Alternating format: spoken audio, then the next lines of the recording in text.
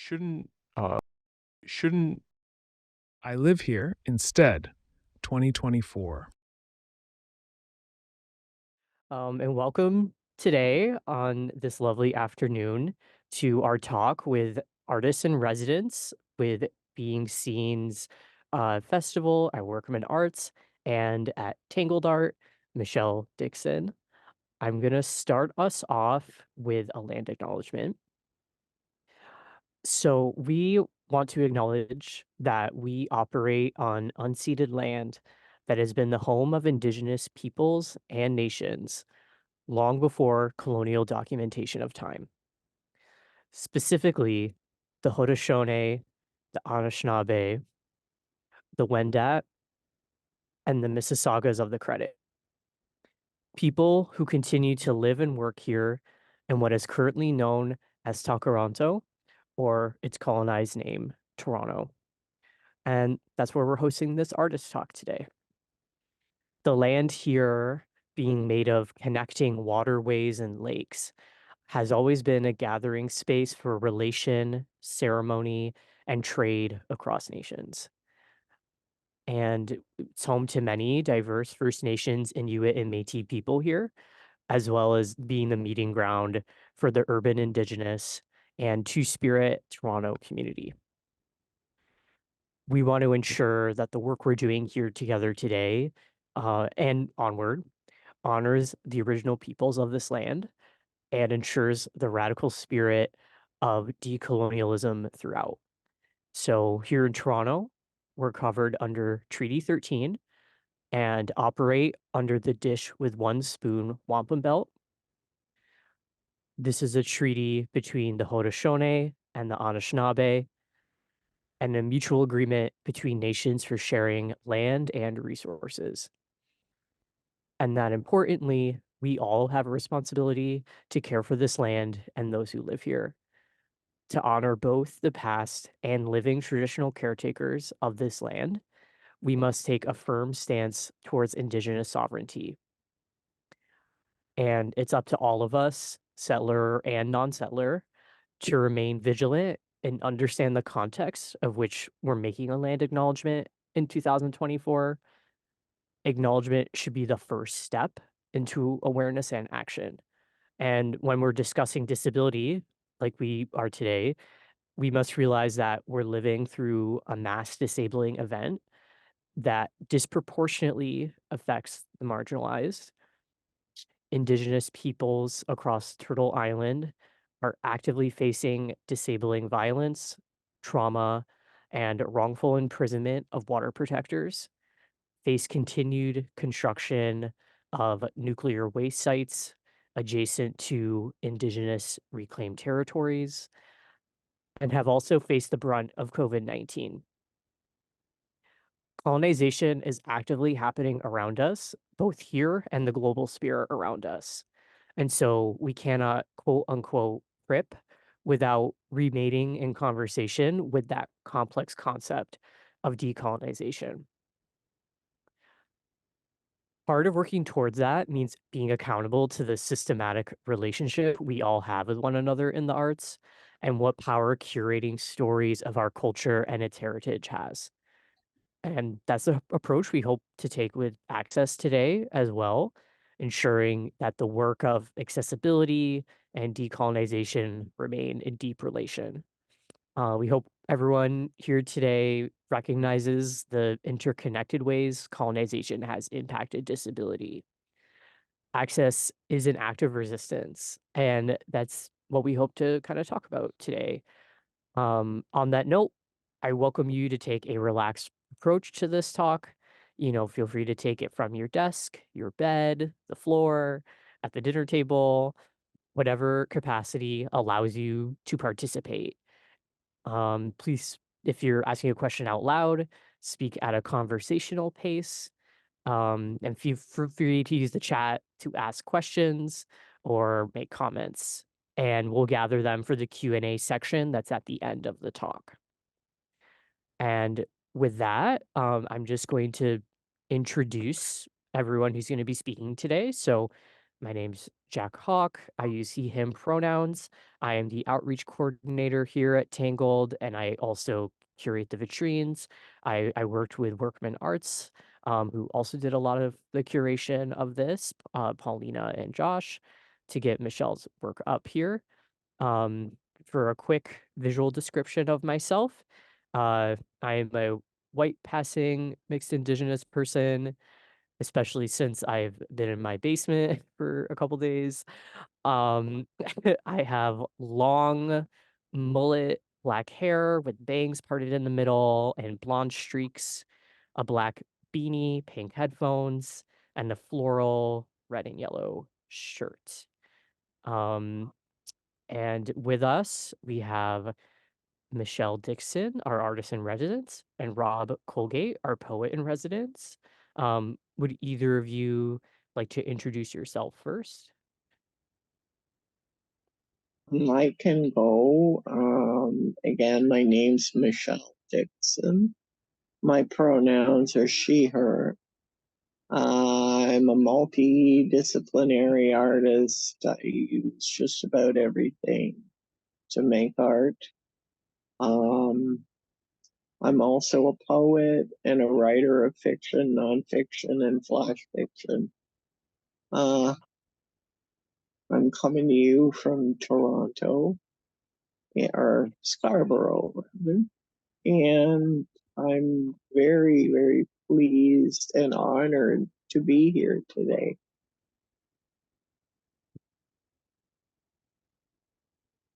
We're pleased and honored to have you, honestly. um, Rob, would you mind introducing yourself? Yeah, hi, this is Rob speaking. My name is Rob Makaisa Colgate. I use he, she, and they pronouns. I have brown skin, black and pink hair, and I'm wearing a sort of light yellow crew neck in front of my messy kitchen. I'm a poet. I do some poetry programming with Tangled, and some poetry workshops with Workman Arts. I'm thrilled to be here sharing space with Michele and her work. So really excited to chat today. Yay.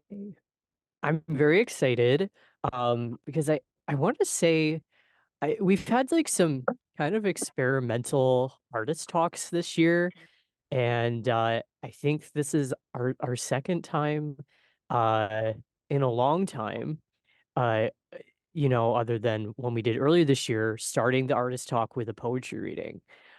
So I'm very excited. I'm going to quickly, before we start, share my screen so folks can read along with the poem as it's being read. So let me just set that up. One moment.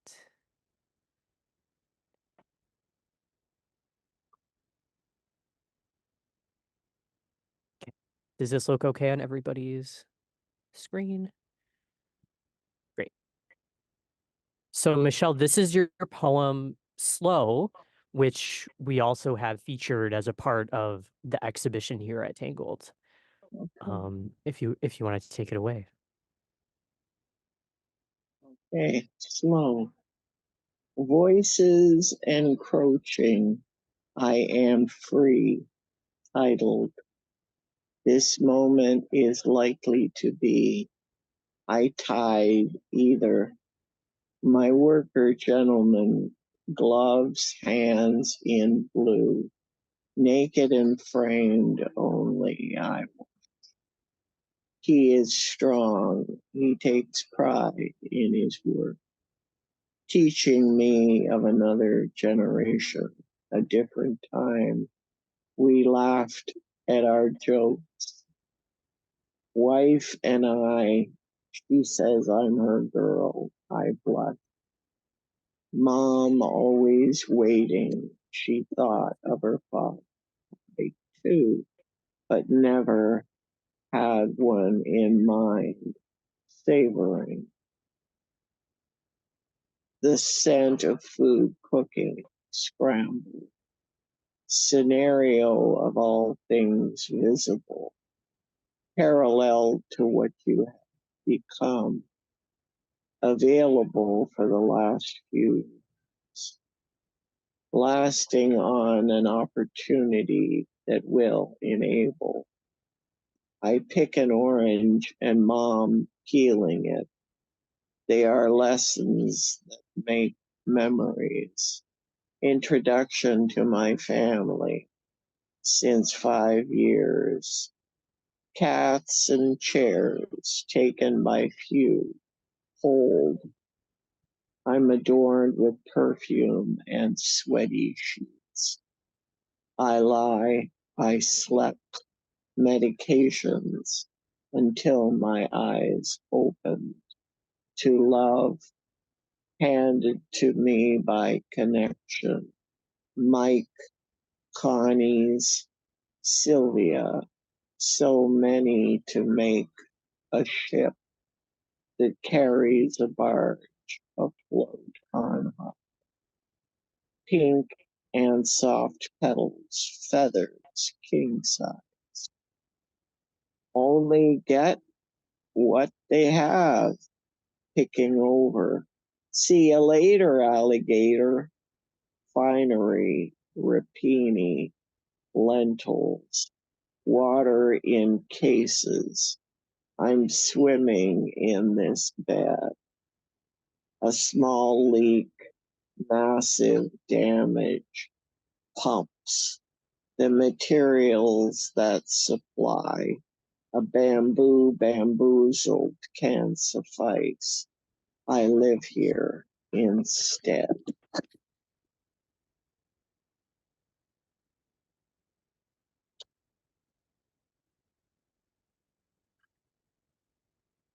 Amazing, Michelle.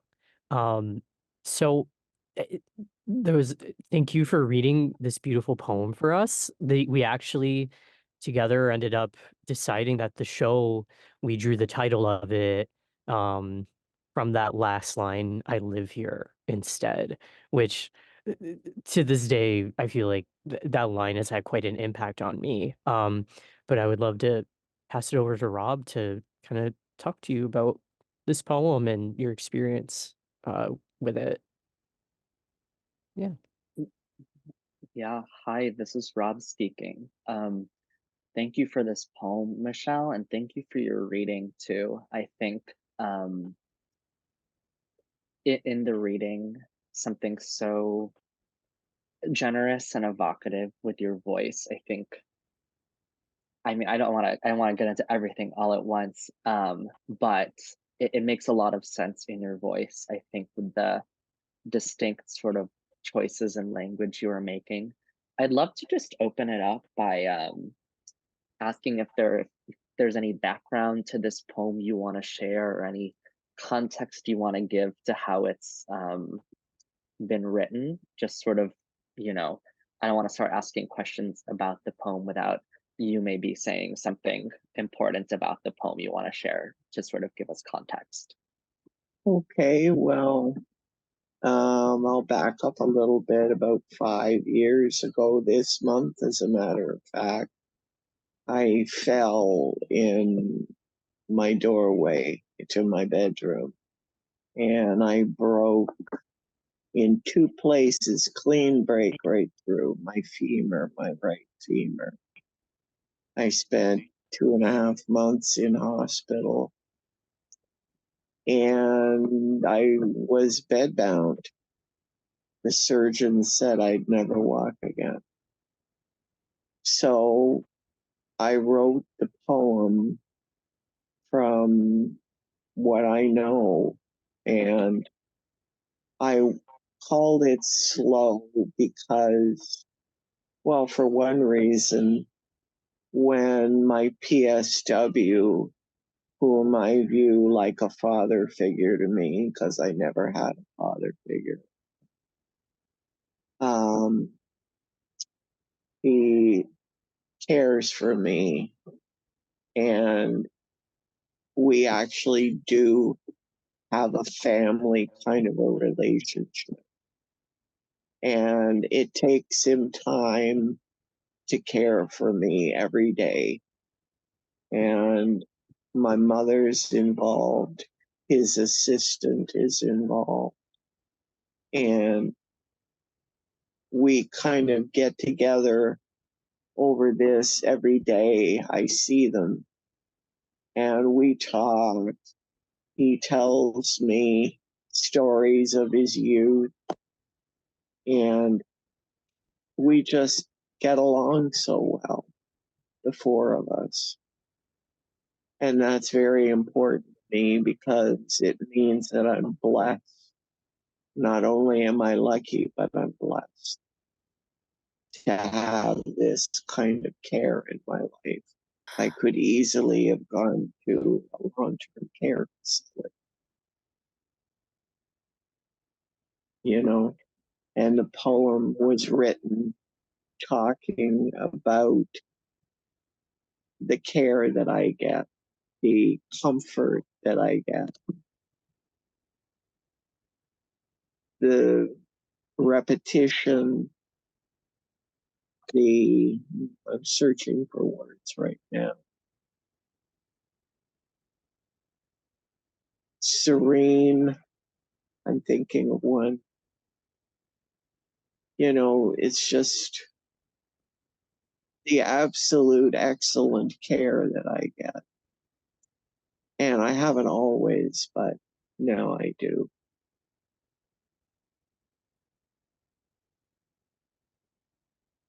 I love hearing you speak about that, and I love hearing you use the word family and sort of embrace how that label and that feeling can be so elastic. And that connects to a question I had about your poem, which is this poem is so rich in um, character. There are so many, there are names, there are proper names, and then there are indirect names. There's what I have it open. I want to make sure I'm quoting correctly. We have my worker gentleman, but we also have wife proper, mom comes back a few times. We get names towards the end and a little list. And I'm wondering how you think about like character and people living in your poems, and what that is like for you writing about um, characters both from real life and sort of animating them into poems. I enjoy writing about people in my life. It gives them a familiar, and I would imagine that some people can identify with it, you know, take it to mean what they are experiencing in their life. I don't often put names.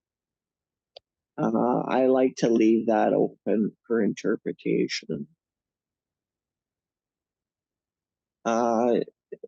When I put wife and mom, well, my mom is my mom, and wife, well, I wanted something that was kind of ambiguous, maybe, that you can take it to mean whatever you like or apply it to whomever. I wrote this so people could kind of apply it in their life if they have. It's just written from a space where I like to write about what I know, and it's written from a feeling. I wanted to convey a feeling of being cared for and what goes on around it and with it. Because as I said, we gather every day, the four of us, and we sit and chat. We tell jokes, play with the cats, things like that. It's like a gathering place for me. And because the rest of the time they're at home or he's working or others doing things, and I'm alone in my room. So it's a meeting place, it's a gathering spot, like community. This is my community.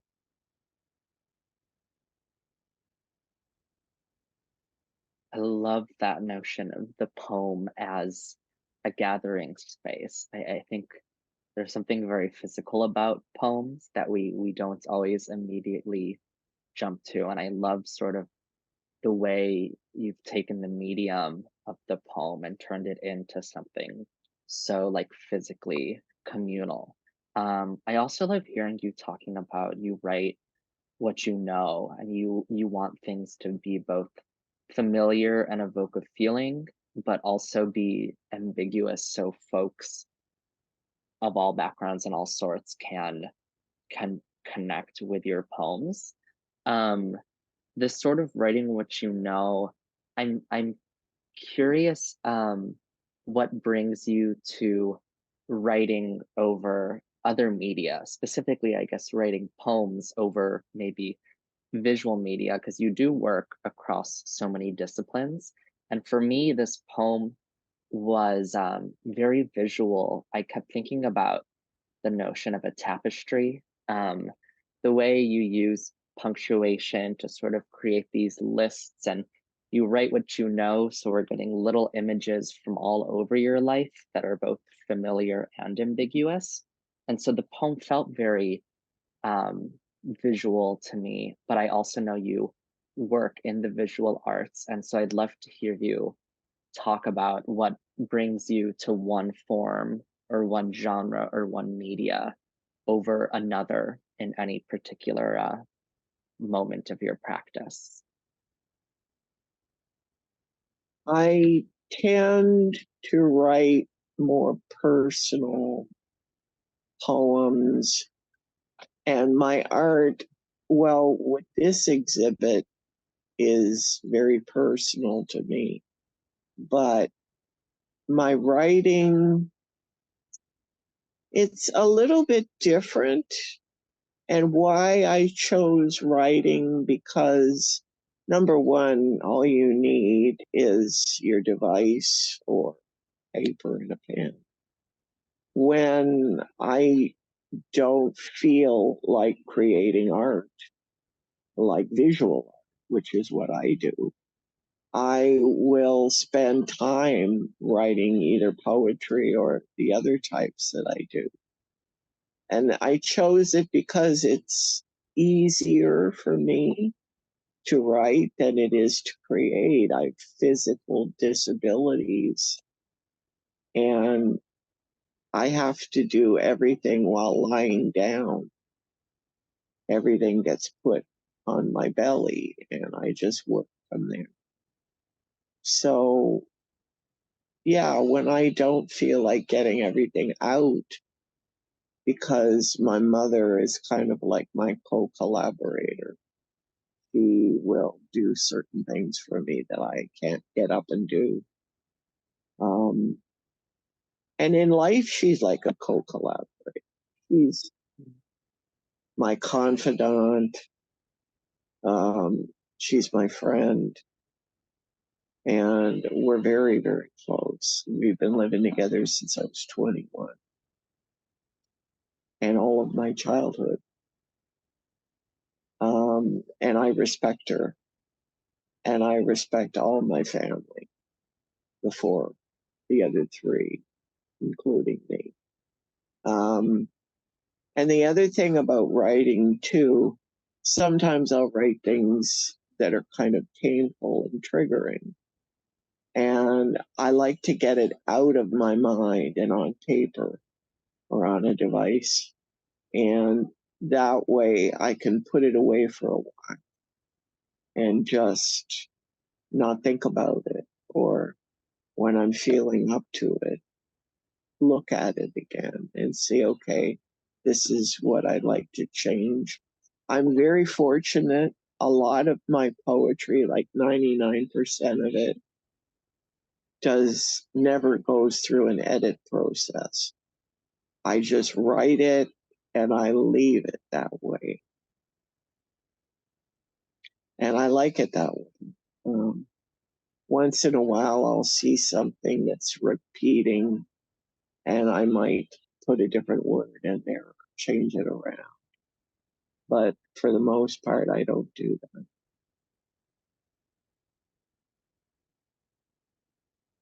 I love hearing this about your process and this notion. Sometimes I think sort of like the big imposing medical industrial capitalist world where art is coming from is sort of demanding a certain level of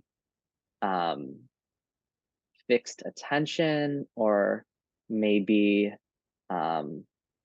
some like productivity or diligence, or very dramatic inspiration. And I love this notion, and I'm sure a lot of artists in the audience can relate to this idea of like, this is what was at hand, and this is what I was able to do from bed with a device. This is the medium that was most accessible or easiest. And I think that's such a brilliant way to be led to art, as opposed to, always waiting for some divine inspiration to strike. I know before folks trickled in beforehand, we were talking about process and sort of finding, more relaxed ways to do it.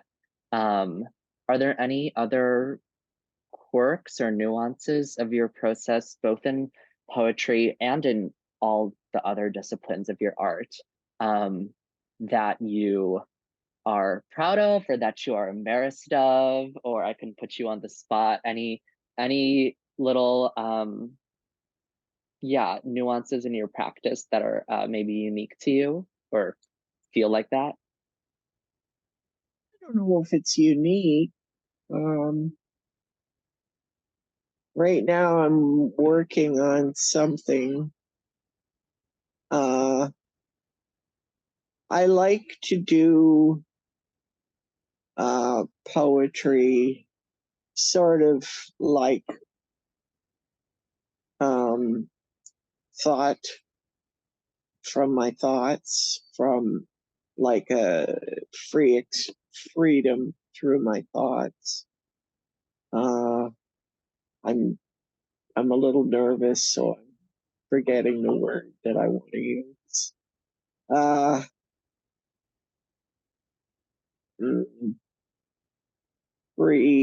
Freedom. No, I'm sorry, I can't get it. Thought processes, like writing from your head or writing from your heart. I have quite a few poems already. I'd love to do a chapbook at some point.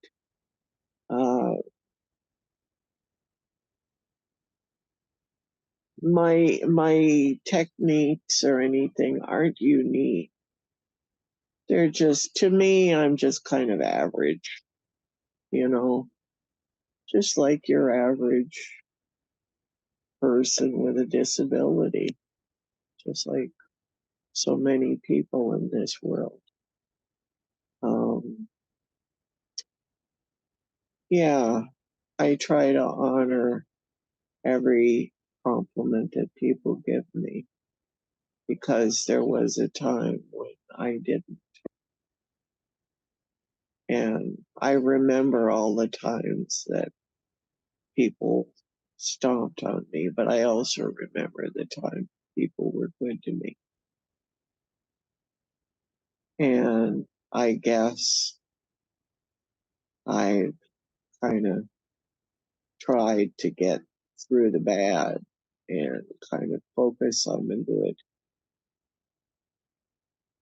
And I guess my poetry is a reflection of that. I used to write poems that were very, very triggering. But now at this age, I'm just sort of, I'm mellowing quite a bit. And I guess that's all I can say, really. I don't think I have this thing, I don't think I'm unique, you know? I'm just your average person, just trying to get through life.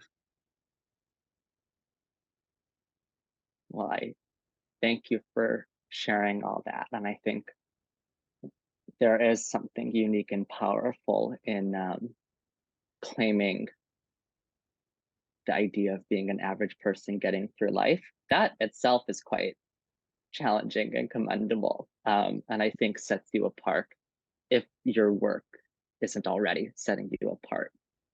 I loved hearing about these poems. Thank you for being so generous and forthcoming. I'm gonna toss it over to Jack now to segue us into the next portion of this artist talk. Thank you again, Michele. Thanks, Rob. Thank you, Rob, and thank you, Michelle, for reading your poem. I've read this poem so many times as we've been working together now, but hearing you read it out loud, it's so like I think like a good segue into talking about the vitrines is the poetry is like as Rob is saying, like it's very lush in description. And I find it a very interesting contrast with your drawings, which I'm going to share a slide about. But I did also want to say I agree with Rob about the power behind saying that like I'm an average person, especially since I think as disabled artists and people were often held to this narrative of superheroes or inspiring or and this and that. And I think bringing the humanity back is really, really strong in your work. I'm just going to be bringing up a slideshow. So one moment. Thank you. Great. S- do- All right. So now we're going to move into talking about the vitrine exhibition here at Tangled. This is at 401 Richmond Street, Street West. And we do also do digital tours and we have a robot. But we're going to show you a little bit of some of the things that are in this vitrines to kind of entice you. And Michelle, I'll ask you some questions. So the show is called I Live Here Instead, which was the last line of that poem. The next slide shows our vitrine space. For description, this is about an 100 inch long foot wall. We have two walls, and they both have four square copper plates. Uh, and in the picture, you can see the plates in the center of the wall. And then the next photo is a close up of one of the plates. Because, for this, Michelle, we took your drawings and through this big collaborative team process with Workman Arts, who were so amazing in all of this, we translated your drawings onto these beautiful copper plates. And this one, you can see the copper plates and an etching of Michelle herself. And here's another one. It's also a couple copper plates, and you see one of the drawings of Michelle on your bed with your care worker working on you. And these copper plates are so beautiful. I definitely recommend if you can come see them in person with the ambient light of the hallways hitting them. I highly recommend. The next few slides are just going to show the drawings on their own that we etched onto the copper plates.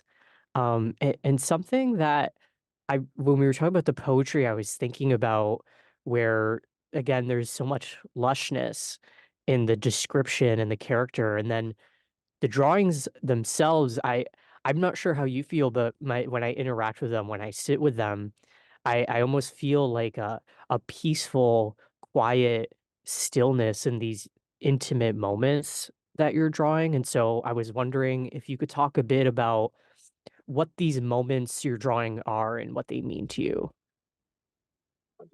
Well, this one, nurturing support, is my father and my dad. To me, he's a father figure.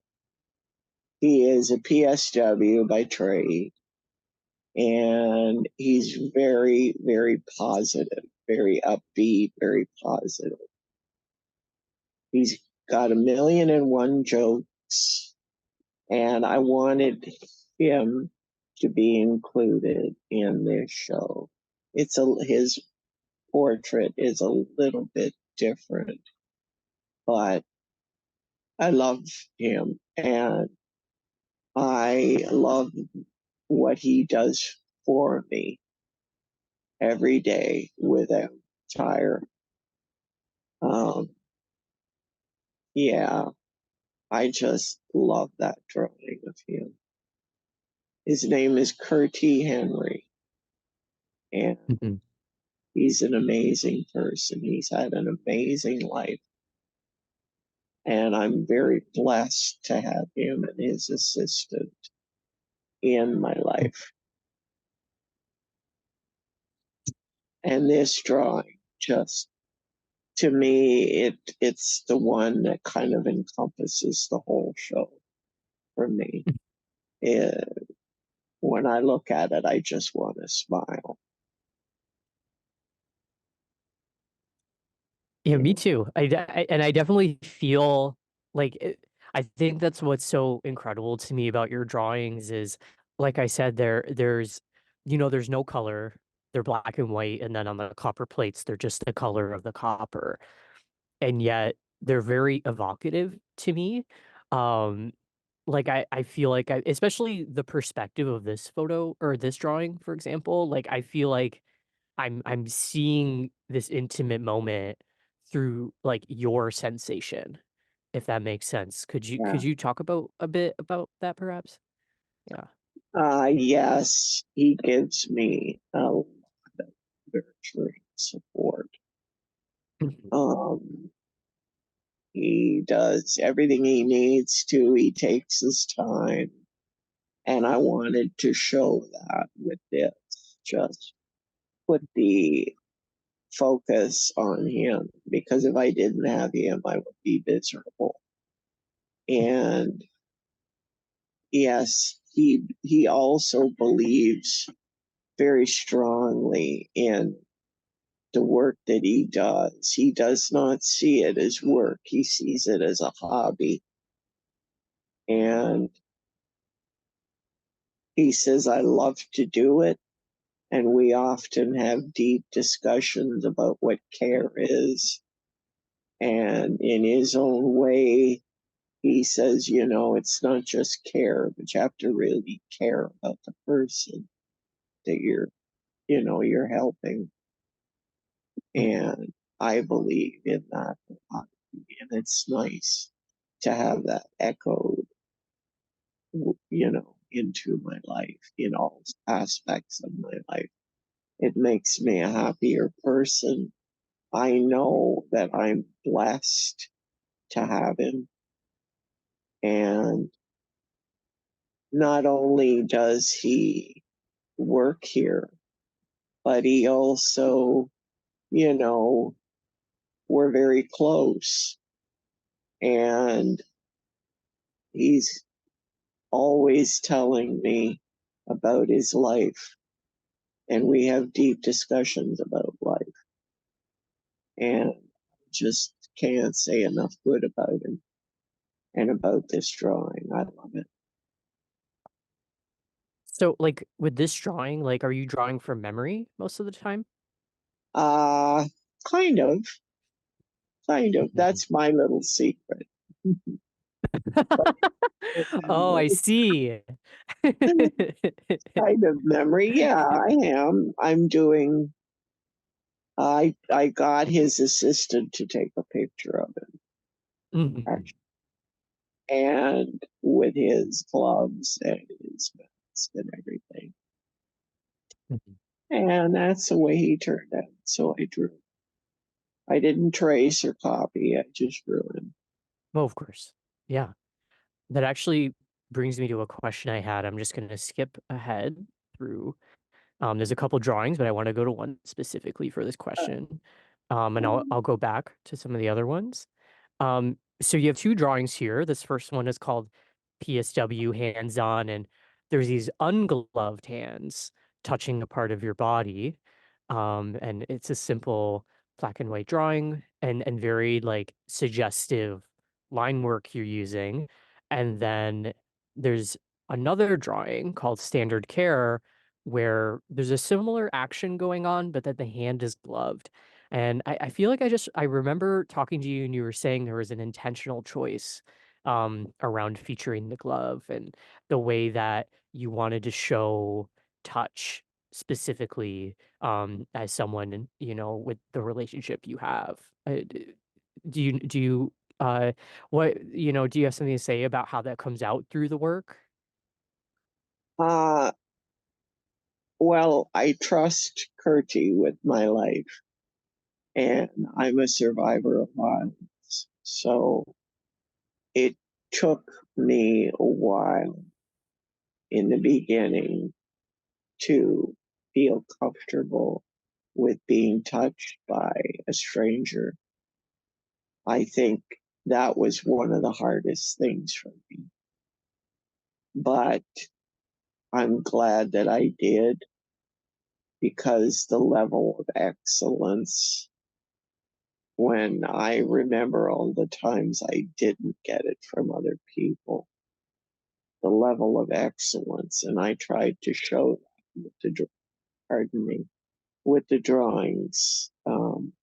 I tried to have a steady line work.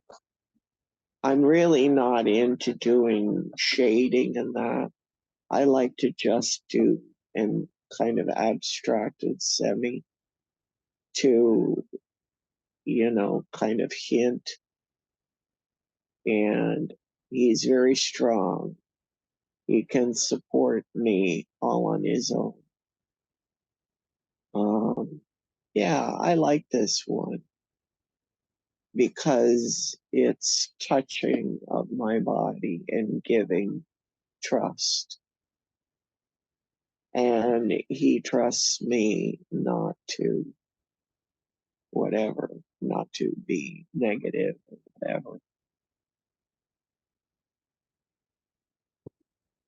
And all these drawings that were included in the show, I noticed were pretty much done all in the same like 3 to 4 week span. Were there like a more drawings and these are the ones you decided on? There And if were, so, yeah. Hmm. I'm sorry. I shouldn't No, do don't that. be sorry. No, no, no. Yes, You're totally good. there were, but we picked, um, me and Paulina and Josh and yourself picked the ones that I felt really strong, you know, had a little community there, and we picked the ones. This one too, I tried to show with this one, PSW hands on, hands that are ungloved, even though they were. But I tried to show his, well, rather my trust. And I had, it's funny, there's a lot of freedom in trust, for me anyway. And like I said, it took me a while before I could kind of not be hyper vigilant around him. And when I stopped in a way with resisting, I don't mean he never did anything to me, but there was kind of a resistance from me because he would say to me, just relax, don't worry, things, and then there was this thing inside me that I thought, no, he's not going to hurt you. You can trust him. So that's what I wanted to show with this drawing, the trust. It sounds like having that trust is like liberating, which I think is something, Yes. I too experience in like, our various communities. Having the space to have problems, but also to know that if something goes wrong, like you were talking about in your poem, that this isolation that so often as disabled people were indentured under, you don't have to be living in that when you have this level of trust, especially with a care worker, it sounds like. Yeah. And I It's, definitely get that from your drawings. Sorry. I'm sorry, it took me many, many years of going through less than Mhm, adequate care before the universe opened mhm, up and gave me somebody who is the best at the best. Um, and a lot of time spent not wanting to be touched.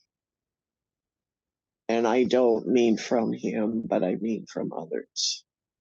And mhm, times where I was in hospital, I had to just kind of go along with what everybody else wanted to do. And myself, I didn't feel safe with other people, but with him, I feel safe. And that's a big thing from a survivor. I don't know. I I just want tried to show safety. His hands on me. I mean, most of the time is spent with him putting his hands on certain areas of my body. So, yeah, to be honest, I kind of like it without the line, the gloves, but he more than likely had gloves on. But in the drawing, I wanted to portray it without gloves to show the trust and the mm, confidence that I knew that I trusted in. mhm.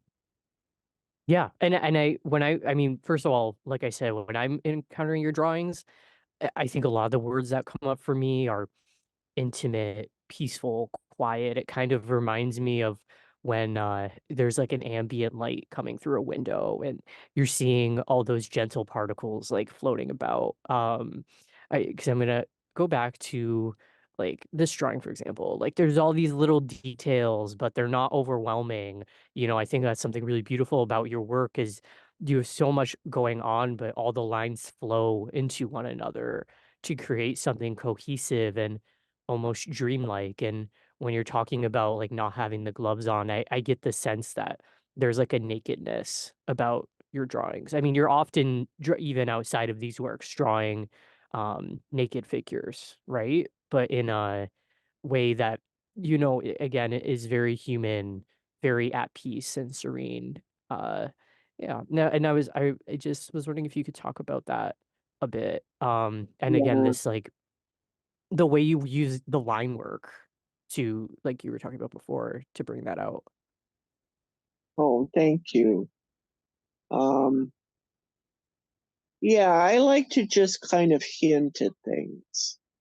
I mean, this is a big hint, but still, I mean, I know I put my face in one or two of them, but I like to have people put their own selves in the drawing. Same as with my poetry. I don't speak with very big words and big concepts. So I like it to be understood by people whose maybe first language is not English, you know? And I like to do the same with my drawing. I don't Mm, often work with color. I like to do mm, just line drawings. And, again, there's this trust because, well, it wasn't a very comfortable position, but necessary nonetheless.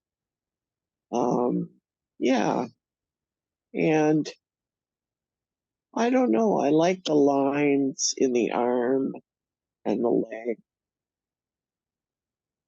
Um, I'm learning to walk again, and it's a slow process, but I like to take my time when I draw, especially, when it's something like this. I did quite a few drawings before I settled on these.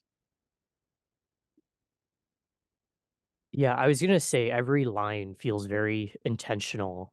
Um, if sorry, like going back to this one, which is there's two in the show that have your face in them, and it's very interesting. Like it feels so intricate the way you draw out your expression, um, and I think like your face is often neutral, and I feel that serenity from it when I'm encountering the way that you're, showing faces and people. But it's interesting in this show because it so happened that because your care worker in the drawing is masked that you're the only person with a face, in this collection of works. And I was wondering if there was a different process when you're doing self-portraiture versus what you're talking about with other folks that you like them to bring themselves to the drawing and to animate themselves. I wanted to just portray me with no frills, just come as you are kind of thing. Like I said earlier, I'm just an average person. I'm nobody special. We're all special, but you know what I mean. Um, I like this one because it just kind of hints at the serenity, the calm, the peacefulness of the act of washing my face, you know, just laying Mhm, there and washing my face while he puts whatever under. mhm. Yeah. And I like to Yeah. do the eyes closed just Mhm, to show how peaceful it is and the patience he has for me too. He has a lot of mhm, patience, and I'm kind of clumsy at times. I have a injured right arm, so I do all my drawings. I used to be right-handed from birth, but I did all these drawings with my left hand, my non-dominant hand, which is now my dominant hand. So I'm ambidextrous, actually. Now I am. But back when I did the drawings, I was not. mhm. I like this one. I like to keep the eyes closed. Easier to draw and gets your point across even better. Yeah, and that actually that brings me to my next question because, when I first met you, it actually wasn't when this partnership started, but it was because you have attended quite a lot of digital tours with us at Tangled. I think I first met you during Crip Rituals, long Yeah. time ago. And, I this whole partnership project, I feel was so enriching from, like, the side of doing coordination because we had such a big team, Josh from Workman Arts and Paulina, and, of course, a lot of the Workman Arts folks who are here today, and me and Sean and a few folks at Tangled, we all, and you presenting your work and working with us so diligently to make sure that we were representing you the way you wanted to be represented and picking the works for the copper plates. It felt like such a collaborative effort. And I was wondering if you wanted to talk a little bit about what your experience was with working with Tangled and Workman Arts and has it, I know that you've had like different your work is incredible, but navigating the way a lot of art institutions are. We were just kinda talking about how most institutions don't do digital tours, for example. So, was it different to work with this, team effort? Uh, I think this whole experience for me is just wonderful. Mhm, Um, when I got the email from Josh about being picked for this residency, I was just thrilled to bits. My family were here, and I said, "Oh my goodness, I got picked for," and my mother said, "Congratulations." So Curtie and his assistant said, "Oh, that's wonderful. Good luck to you." So I started doing drawings of people with disabilities, and I thought, no, that's not. I mean, I had quite a few drawings done until I thought, well, you know what? I'm going to talk about my care, my view of intimacy.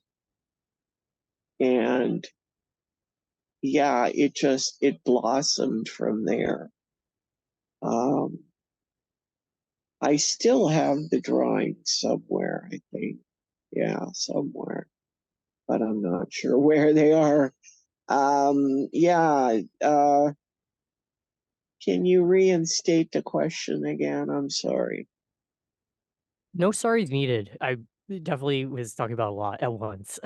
Yeah, I was just curious, like, what were things that, maybe you might take away from working with this big team and working with other disabled people versus maybe the way some other art institutions run. Like we were both complaining because they don't really even do digital tours at a lot of other places. And was it, uh, are there things about this experience that you think helped your creative process?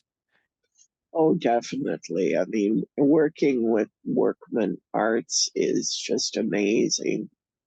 I've only been a member for a few years, and also Tangled Art and Disability. Everybody is so professional and just so welcoming. Everybody has just been so welcoming and kind to me. And I'm not used to that. It's like, wow, I treated in a way that makes me feel special in a way. Not that I'm better or anything than anybody else, because I'm not, but everybody has just been so welcoming, kind, and, really generous and with their time and their effort. Um, yeah, Paulina, Josh, yourself. I was taking a class from Rob, and that was amazing too at Workman Arts. Um, Helped my practice. Oh, definitely. I mean, as I said, I was just thrilled to bits to get this, and I hope that I've, done what I intended to do with these. Um, it will, it has, and it will change my practice in a good way, that I'll be more open to showing, you know, parts of my life. Um, Being somebody who was a victim of violence, I've had a lot of isolation in my life, just, hiding from people. And with this, it's like, no, there's no reason to hide anymore. It's just working with everybody has just been a blast. And it taught me something about myself, that maybe I am confident in some ways, in other ways, I'm not. But I found my self worth, and I think that is what I try to portray with everything I do. I believe that everybody is important and that life is precious. And, I see so many people in certain areas of my life that want to end their life because of disabilities. And I think that's just so sad. It's up to them if they want to. I'm not going to judge anybody, but it's sad that their lives have gotten like that, they're turned Mm. in that way. It makes me sad for the disabled community on a whole, as a whole. Yeah, it's just accentuate the positive. That's what I believe in. And these drawings kind of show it. They absolutely show it. I think that's one of the things I love most about your work is, again, it shows these intimate moments that I think are very stigmatized when people don't experience them and puts them in a very delicate presentation. Like I think putting them on the copper plates, especially, when you're viewing these copper plates, the way they're etched, the actual I'm just shifting the photo so you can see like the actual lines are uh brighter than the copper plate itself, and you really have to move with the piece to see all the details depending on the lighting. And um I definitely think that like there's meaning and value to your every single day, as you're showing with both these works, and the poetry really comes through. I think, again, even in the way that you do the drawing, like you were saying, just the black and white, and you're doing every line intentionally to bring movement to that feeling. I think the last question I had before we move into the Q&A is like specifically, with moving your works to copper plates, what was your thought process around wanting them to be copper plates, and are you hoping to do more in the future on metal work? I would love to do that in the future. Mhm. Um, I would love to be able to do it myself, but being in a bed right now. Mhm. But if I'm able in the future to do it, I would love to do it. Um, Copper, I love copper. I think copper is a wonderful metal. Uh, I don't know. To me, there's something, I don't know. I mean, we have copper in our bodies, not a lot, but so, and we need it for our daily lives. It's in our water. I don't know. I feel that it's kind of, in a way, organic. If it's in our bodies, why shouldn't it? Years ago, when I was younger, I did some work on copper plate and aluminum plate, and I really loved it. And when I saw this opportunity come up, I thought, okay, I'm going to put in a proposal for copper plate. And yeah, it really worked out well. I mean, these drawings are just wow. I can't believe everything's really happening, that it's oh wow. It's huge for me. And I love to see them. I wish I could get down there to see them in person, but right now I'm unable to. Well, you'll have to mount them right above your bed so Kurti can give you his thoughts every time. Yeah, if you can say, look at that. Okay, we're gonna do that right now. So yeah, I'm gonna open it to a Q&A in just a moment, but Michelle, I just wanted to first of all say like it's really been such a privilege to have your work up here at Tangled. It's definitely been a long time coming. I'm really glad we could like work with Workman Arts to get it up, but it's definitely been one of the highlights of my year.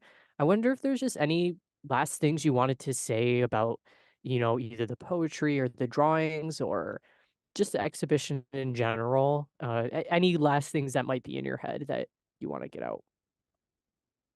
Well, to have the poetry and the images, the copper plates, is like a double for me, because to be able to sort of show what I do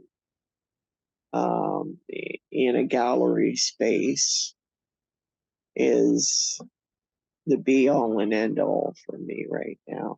I'm high on life, and I wish my mom was here and my family were here to see this, but that's okay. They can get the recording.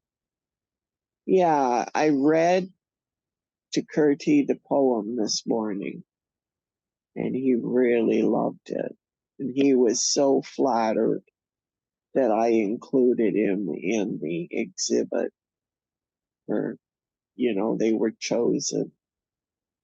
He's a very humble man. And he's saying, well, now others can see what I do, he said. So, yeah, it's really great. It's been wonderful. I wish it wasn't going to end, but Me everything too. comes to a close, right? Yeah. Yes. So if anyone has any questions, feel free to drop them in the chat or raise your hand.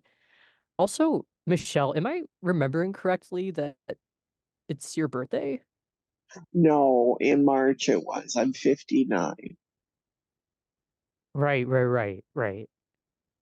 It was at the end. You guys are Yes, Diane. so much But younger than me. So much. I feel like not all of us. I feel like an older person, and an older, maybe wiser than I used to be. I don't know. I think Diane had a question. Oh, Diane, feel free to. yeah, I'm I'll be 60 in another year. I've been doing drawings all my life, really. I started Mhm. doing it seriously when I was in my teenage years. Mhm. Can anyone hear me? Yep, we can hear you, Diane. Okay, unmuted. Okay. Michelle, it's a fantastic exhibit. And I think if I heard it correctly, I think Jack said you may be able to hang them up in your room, which means you'll eventually get the copper plates sent back to you. Yes. Yes, Okay, Diane. And thank you, Diane. yes, it is. And now I'd like to make another comment, if I'm allowed. I now understand the reasoning and the thought processes of your sketches. I now understand the power of therapeutic touch. I actually saw a session. I visited a friend in palliative care, 5th floor, Michael Garron Hospital. There was 2 patients in the garden room, and they were being attended to by 2 therapeutic touch practitioners. I stood in the corner and watched. And I think that's probably what you were trying to portray when Kurti is working with you. He's doing what he needs to do in a clinical way, but also too he's employing the techniques of therapeutic touch because you are getting the benefits of touch. I understand it now. What's Well, your comment on that?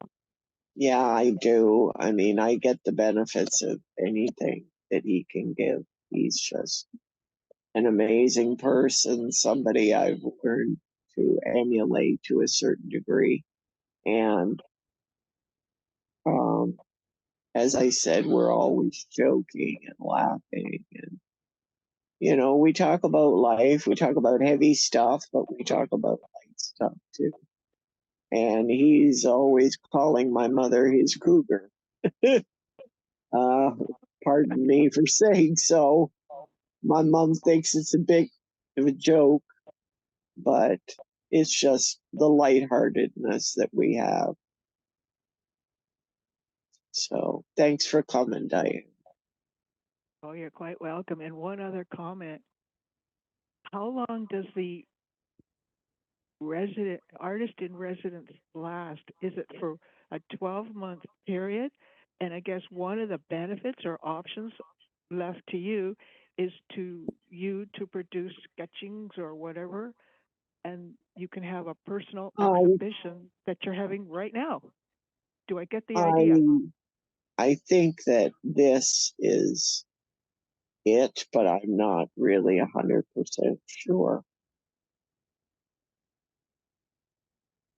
Yeah, so the Treen exhibition will be ending in the next week or so. So definitely come in to see it ASAP or book your tour.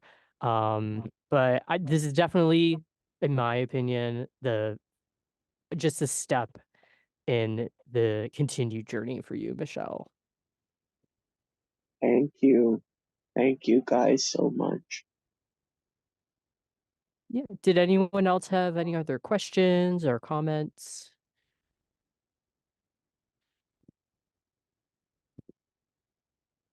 I'll just read to you from the chat, Michelle. There's been so many supportive comments.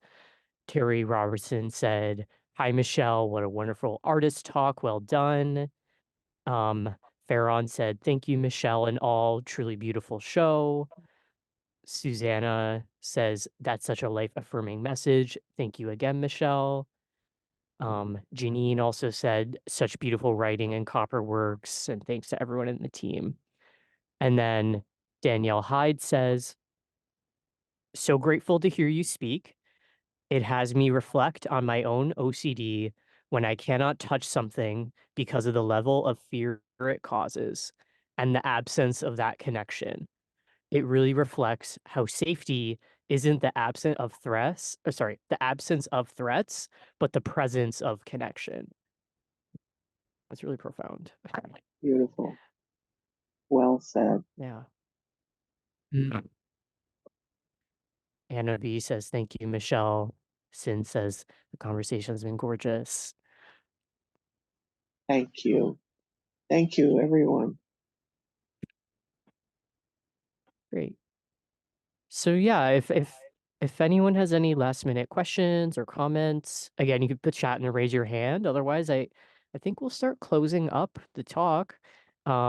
Michelle, it's been such a privilege. It's like one of the best parts of my day when I come into the gallery. You see the vitrines first, always.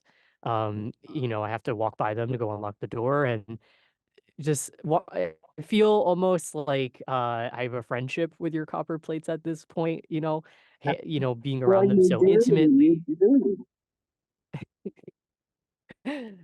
Well, I'm excited for you to also have that physical interaction with them because I think there's a part of your spirit that comes through the etchings into the actual pieces. It definitely feels like having you around here on the daily.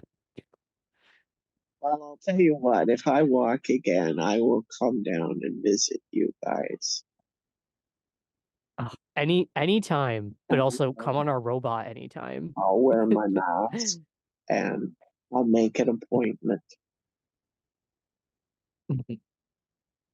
Great. Well, thank you. You're getting tons of thank yous, tons of, I mean, this is a beautiful talk, Michelle. Thank you for sharing so much about your process and what brought you here today.